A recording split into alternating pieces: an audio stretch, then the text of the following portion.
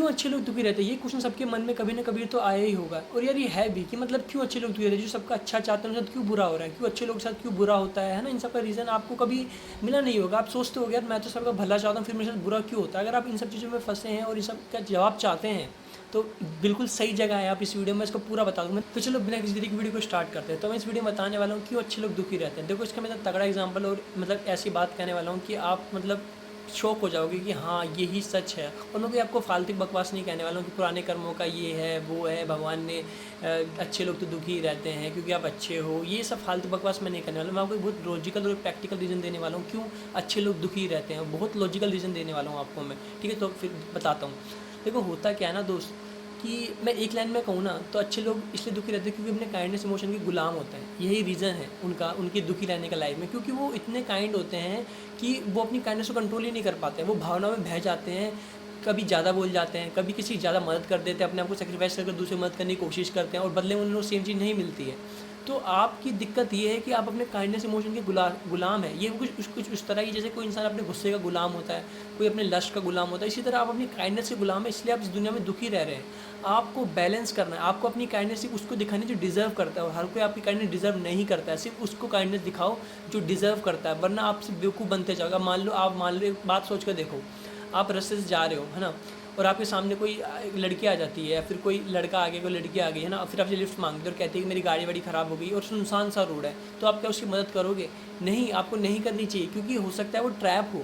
आप तो सोचोगे मैं तो काइंड हूँ, मेरे को तो मदद करनी चाहिए बेचारी की, है ना, ये सोचोगे आप। पर आपको सही में मदद करनी तो प्रिकॉशन लेके मदद करो। पहले देख लो कि आजू बाजू कोई वो तो नहीं है, कोई ट्रैप तो नहीं है ना।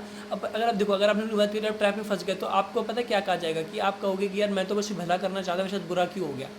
पर आपको स्मार्ट होना है। आपको बहुत सही जगह पे स्मार्टनेस से ही आपको मदद करनी है लोगों की। कुछ ट्रैप में मत फंसना। बहुत लोग आपकी काइंडनेस का फ़ायदा उठाते हैं, तो आपको इतना शार्प होना पड़ेगा कि आपको कोई काइंडनेस का फ़ायदा ना उठा पाए और आपसे अपनी काइंडनेस वहाँ दिखाएं जहाँ पर सिक्योर हो। देखो, अपने बारे में पहले सोचना सेल्फिश नहीं होता है। अगर आप अपने आप को सेक्रीफाइस कर किसी की मदद कर रहे हो तो वो मदद में नहीं काउंट होता है। आपको अपने आप को सेक्रीफाइस नहीं करना है किसी की मदद करने के लिए, क्योंकि कोई और नहीं करने वाला है ये चीज़, कोई भी नहीं करने वाला है। तो अब ये सोच रहे हो कि यार मैं इसकी मदद नहीं करूँगा, एक बुरा इंसान हूँ। नहीं, आप समझदार इंसान है, क्योंकि आप अपने बारे में सोचा, अपने परिवार के बारे में सोचा। अगर मान लो वो लड़का लड़की कोई क्रिमिनल निकलता है और आपको ट्रैप में फंसा ले और आपके साथ कुछ गलत कर दे, तो आपकी फैमिली तो बर्बाद हो जाएगी ना। तो आप अपने बारे में सोचो, अपनी फैमिली के बारे में सोच रहे हो और अननेसेसरी रिस्क को अवॉइड कर रहे हो। Just simple is that. आपकी उसमें गिल्ट मत लो यार। देखो, आपकी प्रॉब्लम पता है क्या होती है ज़्यादातर लोगों की, या तो वो काइंडनेस के गुलाम हो जाते हैं या वो गिल्ट में हो जाते हैं। उन पर दो चीज़ों में फंस जाते हैं। अगर आप किसी मदद करते हो तो आप इतनी ज़्यादा मदद कर दोगे कि सिंपैथी में आके और अपने अंदर भावनाओं को कंट्रोल नहीं कर पाओगे। इतनी ज़्यादा मदद कर दोगे आप अपने आप को ही हार्म कर लोगे। और दूसरा ये, अगर आप किसी मदद नहीं करते हो तो आप गिल्ट में पछताते हो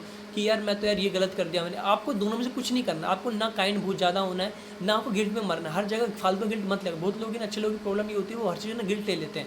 हर बात गिल्ट, मतलब जहाँ उनकी गलती होती भी नहीं वहाँ भी गिल्ट ले लेते हैं। तो ये चीज़ों से आपको बचना है। ये सब बातें मैं हवा में नहीं कह रहा हूँ दोस्त। ये मैं खुद इस टाइप का इंसान था, इसलिए मुझे पता है कि आप किस तरीके से सोचते हो। अगर आप एक अच्छे इंसान हो तो आप क्या सोच रहे हो, माइंड में आपकी क्या थिंकिंग है, आपका क्या माइंडसेट है, मुझे सब पता है, क्योंकि मैं रह चुका हूँ ऐसा इंसान।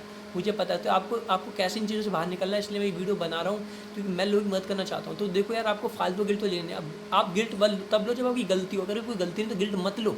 आपको अननेसेसरी गिल्ट नहीं लेना है बिना मतलब का। आपको अपने इमोशंस पे तो जब आपको पता है कुछ लोग ना बुरा काम करने के बाद गिल्ट नहीं लेते हैं। कुछ लोग ऐसे लोग भी होते हैं, और पता है कुछ लोग होते हैं जो जिनकी गलती भी नहीं होती वो भी गिल्ट में मर जाते हैं, अपने गिल्ट से पछताते हैं और दुखी रहते हैं लाइफ में। तो आपको अपने इमोशंस पे कंट्रोल करना, आपको बैलेंस करना है। इस दुनिया में एक लाइन कही गई है दोस्त, अति किसी भी चीज़ की अच्छी नहीं होती है, चाहे वो अच्छा ही आपका अच्छा इंसान बनना क्यों नहीं। तो यही सब रीज़न है क्यों अच्छे लोग दुखी रहते हैं, क्योंकि वो काइंडनेस इमोशन के गुलाम है और गिल्ट इमोशन के गुलाम होते हैं। सिंपल आंसर बस यही है। यही है दोस्त, बस यही एक लॉजिकल आर्ग्यूमेंट है और यही रीज़न है। बाकी इसका कोई और फालतू की बकवास है क्या? पुराने कर्मों के कारण लोगों को जब रीज़न नहीं मिलता, जब लोग बहुत इंटेलेक्चुअल नहीं होते हैं, जब उन्हें कोई तगड़ा रीज़न नहीं मिलता तो टाल देते इसी बात पर, भाई पुराने कर्मों का फल तो भुगतना ही पड़ेगा। अपने माँ बाप के कर्मों का फल भुगत रहा है। अरे जिनके तूने पिछले कर्म में कुछ ना कुछ बुरा करा होगा, इसलिए तेरे साथ ऐसा कुछ बुरा हो रहा है। अरे ये तो तेरे अच्छे के लिए हो रहा होगा जो हो रहा है। अरे यार, ये सब फालतू की नॉनसेंस। तो बस यही था इस वीडियो का पर्पस। बस मेरा पर्पस था लोगों की मदद करना। आई होप आपको अच्छा लगा होगा। अगर आपको ऐसी रैंडम ज्ञान और लाइफ में कुछ हेल्पफुल टिप्स चाहिए तो चैनल को सब्सक्राइब कर लेना। मिलते हैं और किसी और रैंडम वीडियोज़ में। सो बाय बाय, सायोनारा।